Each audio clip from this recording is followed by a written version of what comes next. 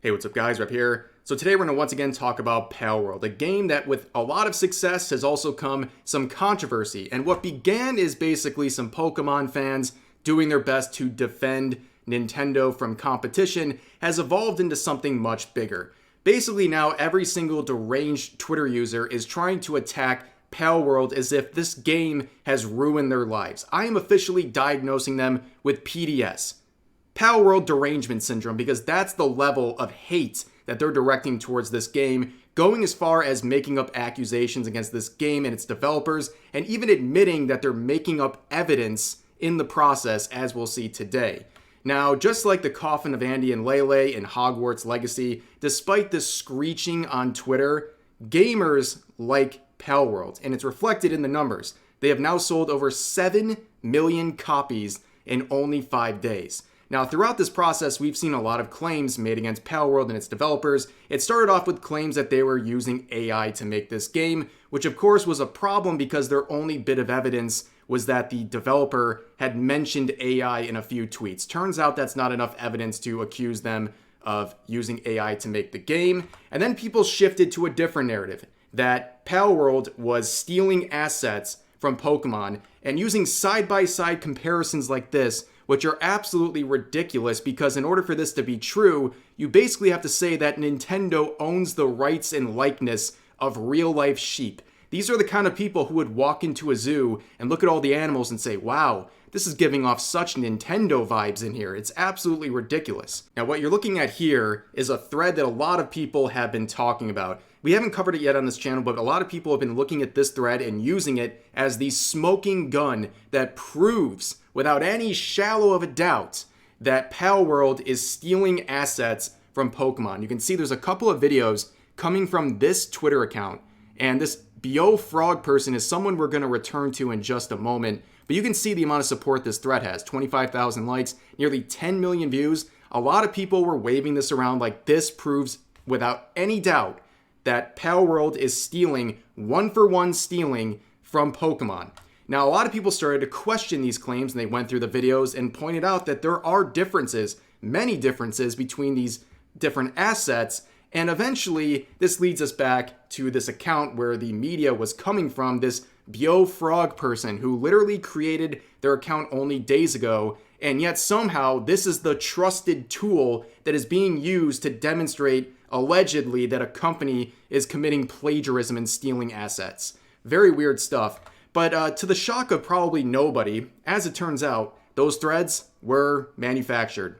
As this tweet says right here, the person who made the viral thread comparing the Palworld models to Pokemon has admitted that they fabricated the results and manually scaled the models to make them look similar. I know, shocking, right? Well, let's look through some of these images right here. So here's the user saying, I feel a little regretful for using exactly so flippantly here. I was trying to be silly, but I think it gave an incorrect impression. I want to emphasize that while some elements are similar, these meshes are not literally exact copies of each other. And it's, they were saying in the tweets that they were exact copies, and now they're saying, well, I was just trying to be silly. Being silly and trying to slander a company and accuse them of plagiarizing and stealing assets, that's not silly. That's a bad thing to do.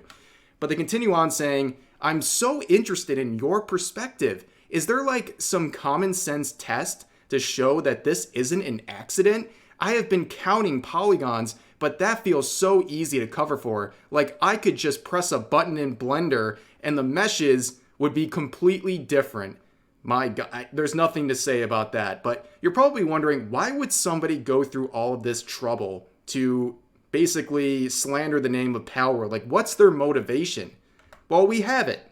This is their pinned tweet to their account. This was made a couple days ago. It says, I am doing this because I think it's disgusting how much Palworld glorifies animal abuse. Yeah, we looked at an article that made a similar claim, but I guess real Twitter users are making the same argument, and it absolutely blows my mind. This is all because this person can't separate fiction from reality. This whole thing, the threads trying to cancel Palworld, is because this person can't separate fiction from reality, which is honestly the fuel behind most terrible and slanderous threads on Twitter, so I guess we're not surprised.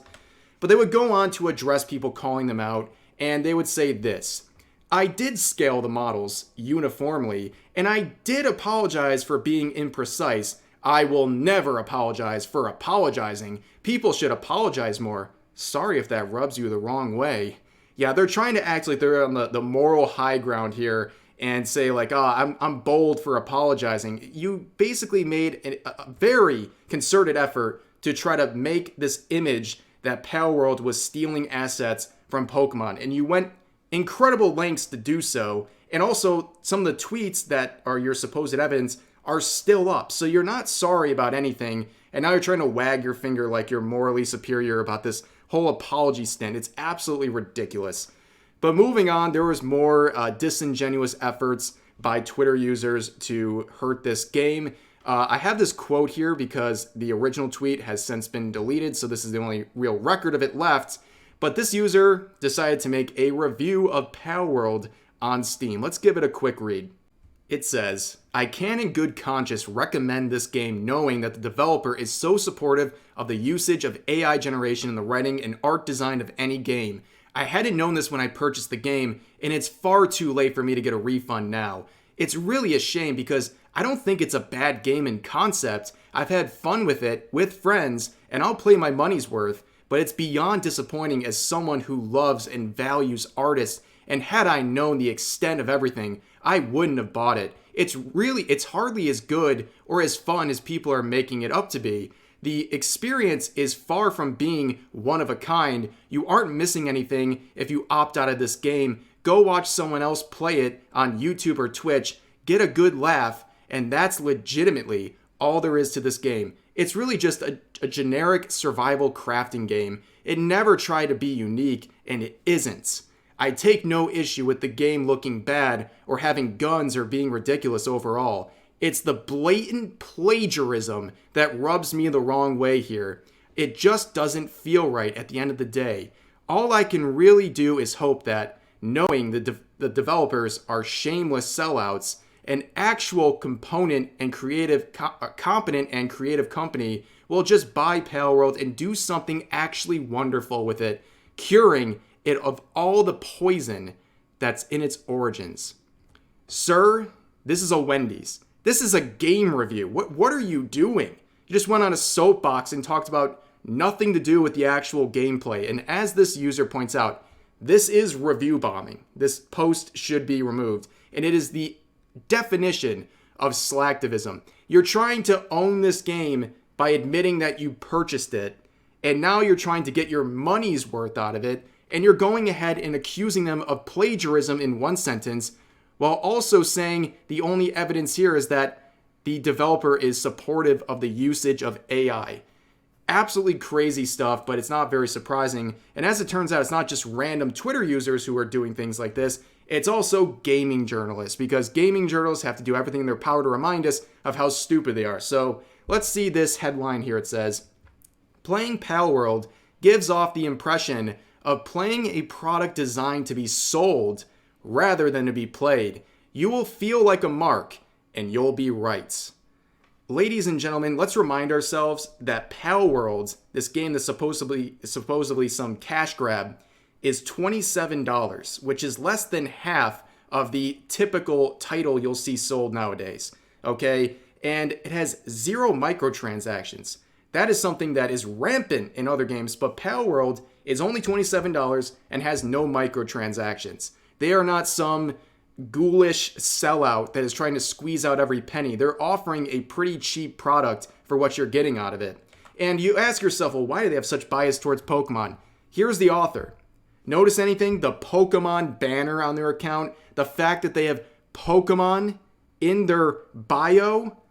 Yeah, I think you can see where the bias is coming from. It's another jilted Pokemon fan who can't accept the fact that Pokemon has a legit competitor with Palworld.